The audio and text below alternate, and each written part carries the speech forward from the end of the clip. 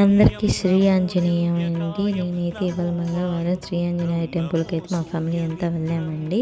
నేను, నా కొడుకు, నా హస్బెండ్ వెళ్ళాము, దర్శనం జరుపుకున్నాము. నేనైతే ప్రసాదం అన్నీ తీసుకొని వచ్చి కూర్చొని ఉన్నాను. నా కొడుకు అయితే ఒక కోరిక అయితే కోరాడండి. ఏం మమ్మీ కావాలోను ప్రసాదమా అన్నారు. అవునన్నాను. బనానా కావాలి అన్నారు. చూస్తే దాంట్లో పచ్చిగా ఉందండి బనానా. మాకైతే స్వామివారు పచ్చి బనానా ఇచ్చారు, అందరికి ఇచ్చినట్లే. ఇస్తే ఏంటి మమ్మీ అందరికి పండు బనానా ఇచ్చి నీకు పచ్చి బనానా వచ్చింది, నాకు బనానా కావాలి మమ్మీ, పండుగ కావాలి, తినాలి అన్నాడు.